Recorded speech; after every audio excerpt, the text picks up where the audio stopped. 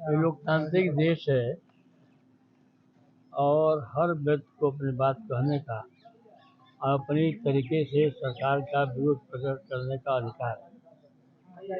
इन्होंने कोई ऐसा अपराध नहीं किया था जिसके लिए इनको जेल भेजा गया।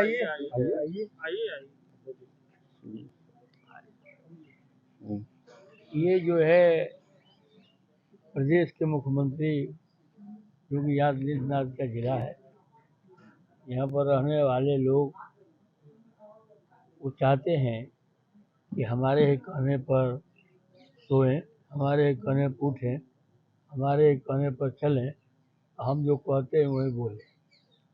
देश जब गुलाम था तो वही स्थिति भारत की थी और ये गुलाम भारत नहीं है, ये आज़ाद भारत है। भारत का संविधान है, हमारी व्यवस्था है, लेकिन उनको जो है ये आज़ादी नहीं पसंद आ रही है, न इनको लोकतांत्रिक व्यवस्था में विश्वास है। एक समय हुआ करता था कि अगर विरोध जो होता है आपको आईना दिखाने के लिए होता है। अगर हम सांसद हूँ, सदन में कोई बात रखता हूँ तो मैं आपको आईना दिखा रहा हूँ कि आप देखिए आपकी व्यवस्था क्या है। तो अगर यह करोड़ों करोड़ों लोगों के आस्था का सवाल था और भारत संविधान और आस्था का ही देश है तो लोग अपने तरीके से विरोध करेंगे। क्या लग रहा है कि किसके कहने पे इतनी बड़ी कार्रवाई जिस तरह पोस्टर वार हुआ, कितना सपोर्ट में आप हैं, क्या लगता है कि सही है? हम पूरा समर्थन में हैं सांसद सनातन पांडे और समाजवादी पार्टी, इसलिए कि मैंने कहा ना कि लोकतंत्र है, हमको अपनी अभिव्यक्ति का है स्वतंत्र अधिकार है।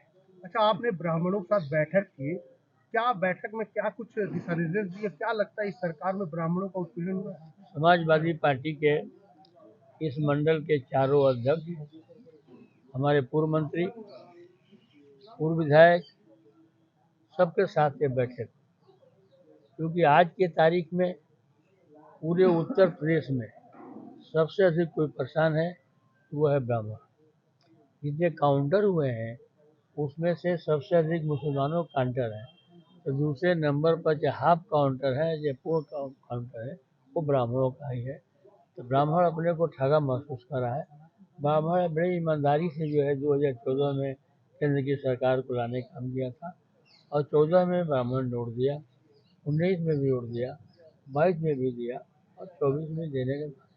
अच्छा सांसद, क्या लगता है कि ब्राह्मणों का उत्पीड़न इस सरकार में ज्यादा हो रहा है? सबसे ज्यादा किसी को उत्पीड़न हो रहा है तो ब्राह्मणों को हो रहा है। आपका भी हो रहा है, थोड़ा हमसे कम।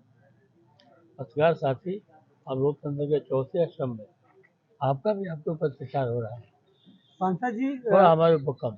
अरविंद शुक्ला के साथ दो ऐसे जो मजदूर थे उनके खिलाफ भी मुकदमा दर्ज किया गया है, क्या कहेंगे इस पे? जो है यही ने जोगी जी का लोकतंत्र है और काम करने का तरीका है। जाको प्रभु दारुल दुख दीना ताके मत आगे हरलीना। मैं नहीं कह रहा हूँ, यह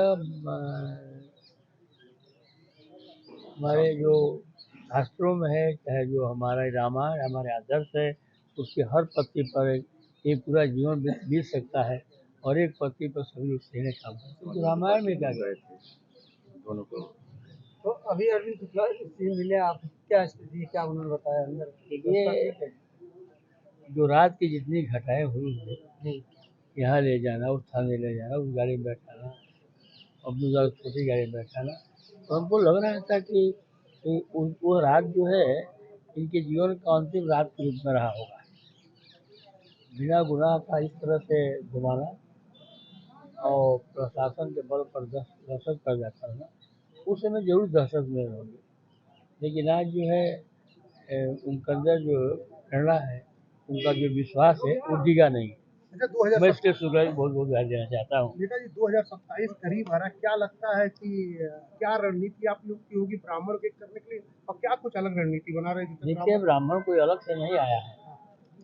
ब्राह्मण बड़ी मजबूती के साथ समाज को दिशा देने का काम करता है।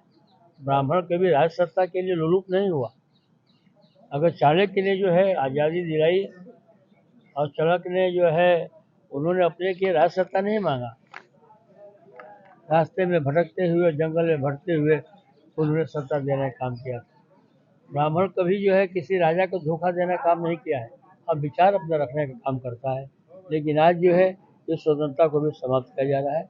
ब्राह्मण समाज बहुत ही दुखी है और वो समाजवाद की तरफ जो है मोड़ गया है। जिस तरह राजनीति हो रही है, सांसदों को लिया अलग अलग पार्टियों से भाजपा ले रही है, आपके पास भी ऑफर आया रहा होगा?